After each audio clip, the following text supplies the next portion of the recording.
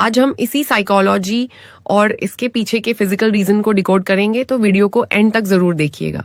चलिए सबसे पहले बात करते हैं कि फीमेल्स इस पोजीशन को अवॉइड क्यों करती हैं। इसका पहला और सबसे बड़ा साइकोलॉजिकल रीजन है बॉडी शेमिंग और एक्सपोजर का डर।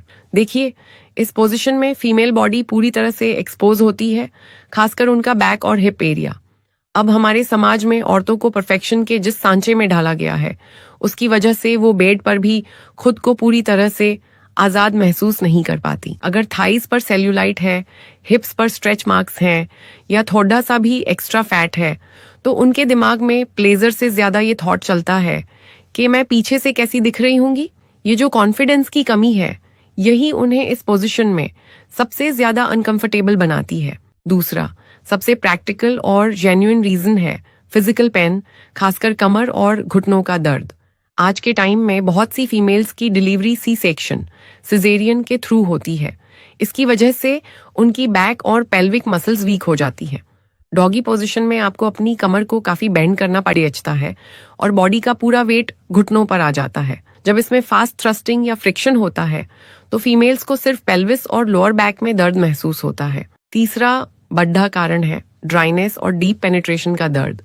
इस पोजीशन में पेनिट्रेशन बहुत डीप होता है और अगर प्रॉपर लुब्रिकेशन ना हो तो ये एक्सट्रीमली पेनफुल हो जाता है। लेकिन यहाँ पर एक बहुत बड़ा मिसिंग लिंक है और वो है रोमांस और इमोशनल कनेक्शन।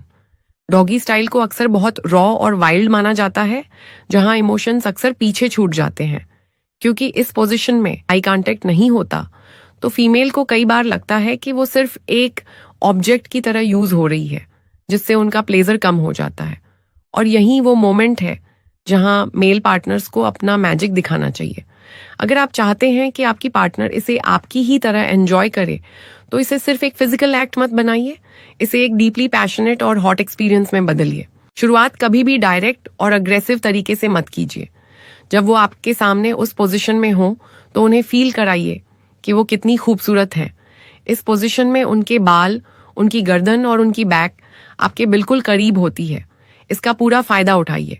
उनके बालों को एक तरफ करके उनकी गर्दन पर हल्के से किस कीजिए।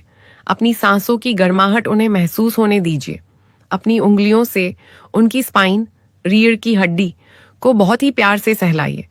जब आप उनके शोल्डर्स को चूमते हुए अपनी बाहों में उन्हें हल्का सा होल्ड करते हैं, तो उनकी बॉडी का हर एक स्ट्रेस और डर पिघलने लगता है। ये वो पोजीशन है जहां आपके हाथों और आपकी आवाज का सबसे बड़ा रोल होता है। आई कांटेक्ट नहीं है तो क्या हुआ?